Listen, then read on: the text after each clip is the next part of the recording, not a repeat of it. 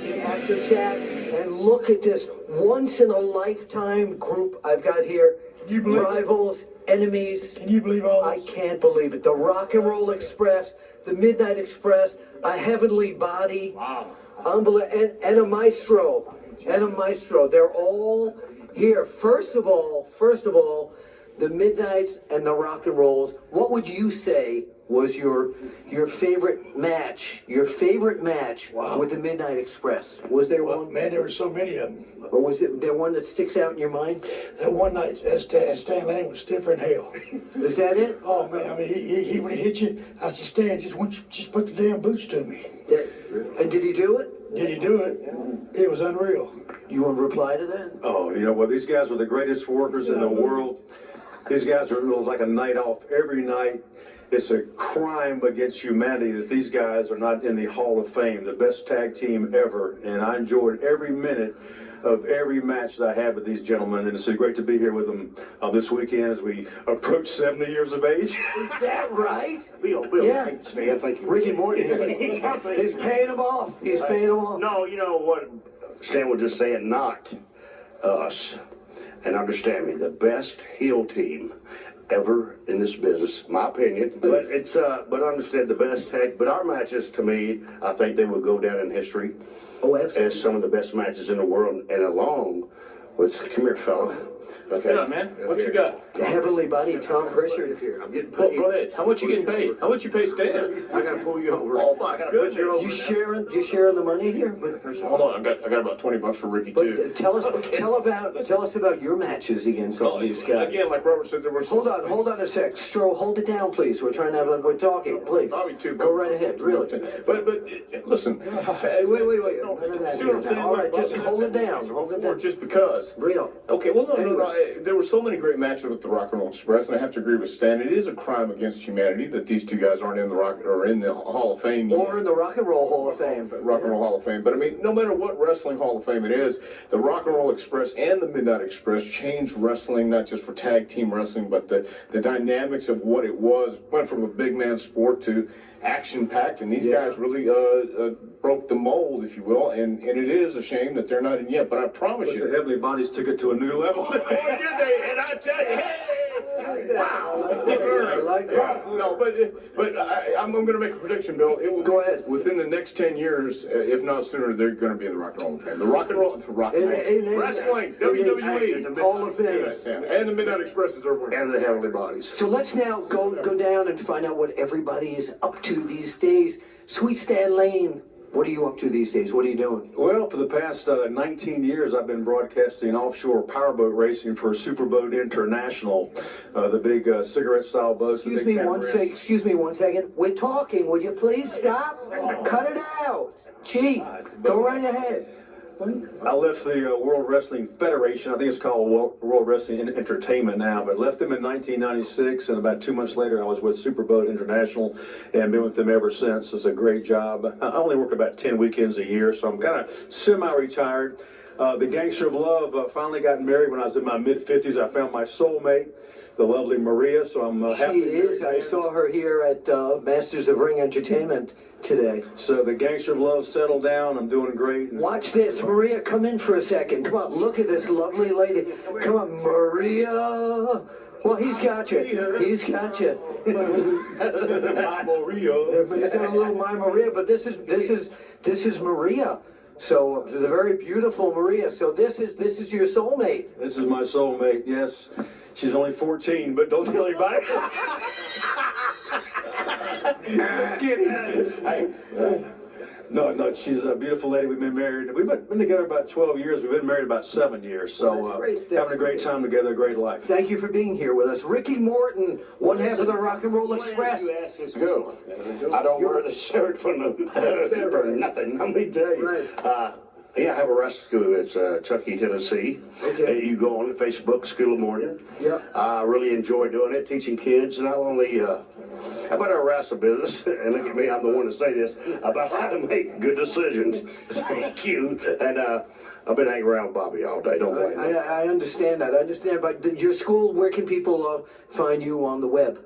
Yeah, on School On of the- Morning on Facebook. Okay. Stan Lane, what about you? No, I have no website. No website. I'm incognito. Are you in? You're not on Twitter? Not on Twitter. You're not on Facebook? I'm on Facebook. Well, she's on Facebook. I don't get on Facebook too much. I'm old school. I just now got this phone. I had a flip phone until about a week ago. I don't even know how to use them. She's been doing this. He's got a dial phone, actually. Sarah? Earlier, I got Stan's number and I've been butt dialed about five. I fixed to call it back. Hey, I know this is you. Quit. Bobby Eaton, beautiful Bobby Eaton, Midnight Express. And sorry for that little thing there. Tell us what you're up to these days. Nothing much. Just Well, you're doing a lot of these appearances at a lot of conventions, correct? oh yeah. I enjoy doing them and seeing the people, seeing my old friends, my ex-friends. Your ex-friends? Yeah, you know. Like the Rock and Roll I'm Express? gonna beat them up again. All right. Are you on social media, by the way? Knock it off with that. They put me in rehab for that. Was fair. Really? Okay. Social media rehab. All right. The Stro, as you know, we've had him on the Apter chat, and you were very instrumental in promoting this great Masters of Ring entertainment event that we're all at today. And it was pretty magnificent, wasn't it? Oh yeah, great turnout. Seeing old friends, making new friends, and seeing the great stars of professional wrestling, including yourself, Mr. Bill Apter. Well, I appreciate that. Singing karaoke, man. Yeah, we did. We were out last night at Hell's Kitchen. We were out entertaining. And Dr. Tom Pritchard, come on over here and tell everybody what you are doing these days. Bill, I'm doing a little bit of this, a little bit of that, a little seminars here, a little seminars there. I'm doing some conventions. Always had a chance to see people like yourself and Stroh, Robert, Ricky, Bobby, and Stan, of course. It's always a great pleasure because there's a lot of people still left from our generation who love to be around each other and love the passion of the business. So seminars and conventions for me, and it's always a pleasure. Wait a minute, he's late for the group interview. Late? They said 7 o'clock. We just did a. It's 7 o'clock. It's 6:58. You're late for the group interview. We just did an entire. I don't do those type of videos anymore. We are here at the After Chat. Jim Cornette, tonight you are being honored at Masters of Ring Entertainment. All these people here, friends and enemies, all came to see you, and frenemies.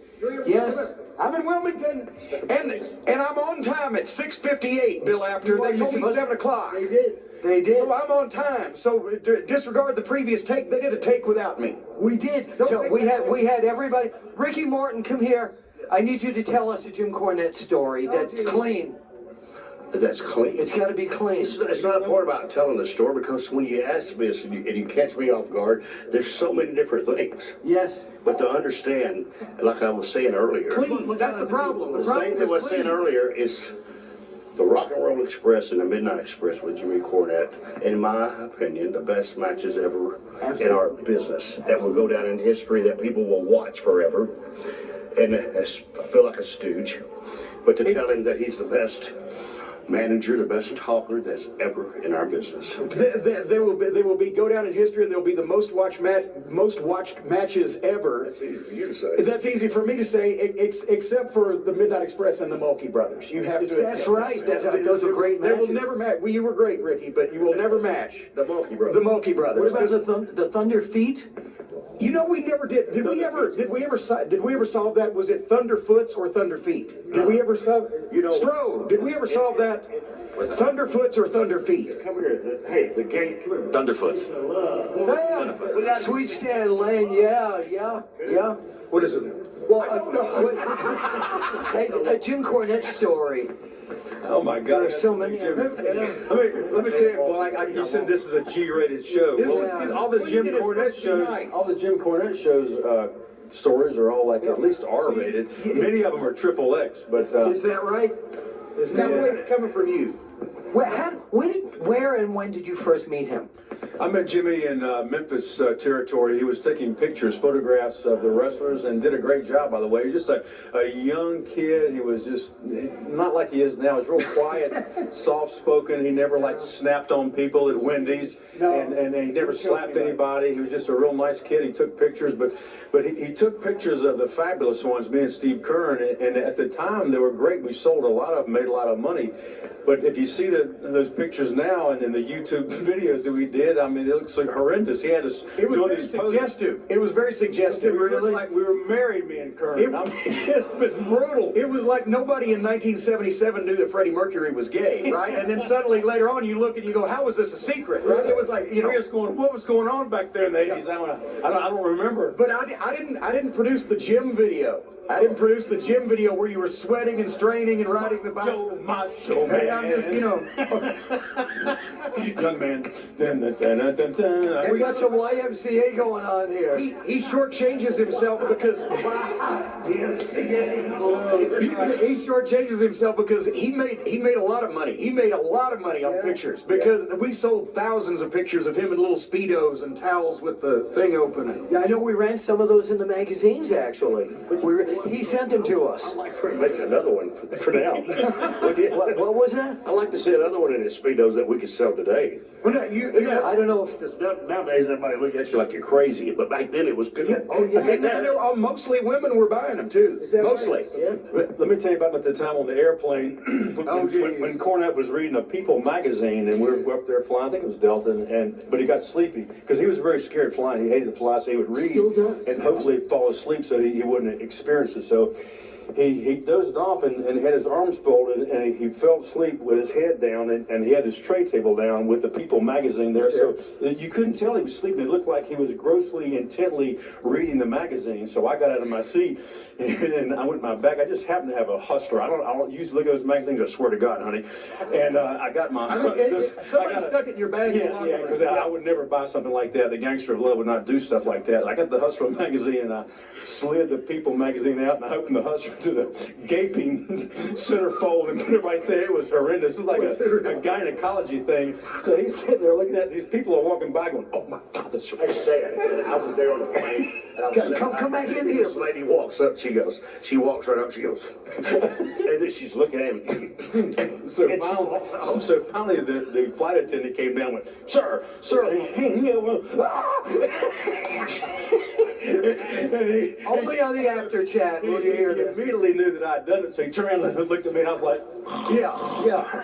And then they said like women were walking down the aisle and they would look at me and just like With disgust. yeah, just disdain. Yeah. And it just and then here boom. Well, this is one of the reasons Jim Cornette is being honored right here tonight. that is In